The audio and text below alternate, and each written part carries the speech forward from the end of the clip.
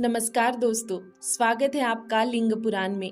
आज हम देखेंगे स्तुति के द्वारा प्रसन्न शिव के द्वारा ब्रह्मा और नारायण को आश्वासन देना तथा ब्रह्मा का सृष्टि रचना।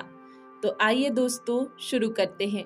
सूत जी बोले, मधुर पीले सफेद नेत्र वाले महादेव जी ने उन दोनों यानी ब्रह्मा और विष्णु को अधिक नम्र होकर उनका कीर्तन करते हुए देखकर सब कुछ जानते हुए भी क्रीड़ा के लिए अनजान की तरह बोले, इस घोर प्रलय के समुद्र में कमल के नेत्र वाले आप दोनों महानुभाव कौन हो जो आपस में अत्यधिक प्रेम पूर्वक क्रीड़ा कर रहे हो। तब वे दोनों बोले, भगवान ऐसा क्या है जिसे आप नहीं जानते।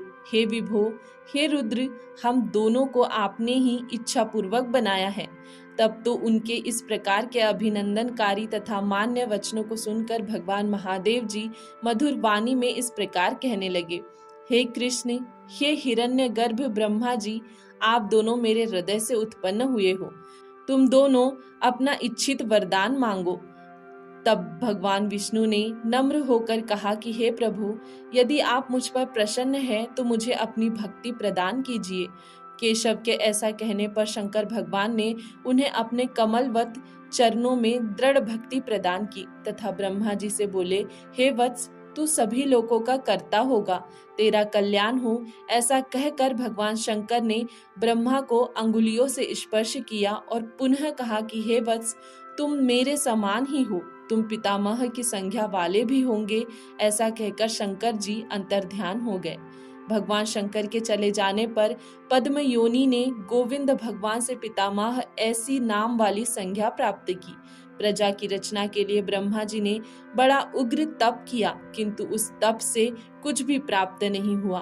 तब दीर्घ काल तक तप करने पर ब्रह्मा जी के नेत्र से आंसू निकलने लगे। तब उन आंसुओं से वात, पित्त, कफ से युक्त, स्वास्तिक से युक्त बड़े बड़े केसों सहित महाविषैले सर्प उत्पन्न हुए। उन्हें देखकर ब्रह्मा जी बोले कि मेरी तपस्या का ऐसा फल है तो मेरे लिए धिक्कार है, क्योंकि यह लोगों को विनाश करने वाली प्रजा है।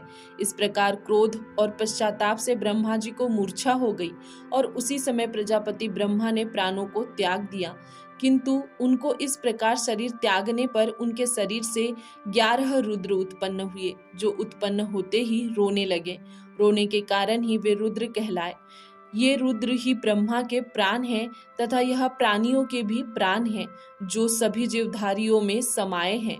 महाभाग साधु ब्रह्मा के इस उग्र कार्य से प्रसन्न होकर उन रुद्रों ने उन्हें फिर से प्राण देकर जीवित कर दिया। तब तो प्राणों को प्राप्त कर ब्रह्मा जी ने उन देवेश्वर भगवान शंकर की गायत्री के सहित पूजा उपासना की। उन विश्वेश्वर को सर्वलोक में देखकर आश्चर्यपूर्वक बारंबार प्रणाम किया और शिव से पूछने लगे कि हे विभो, यह सहम आदि कौन है। दोस्तों, इसके आगे देखेंगे हम कल के वीडियो में। तब तक के लिए धन्यवाद।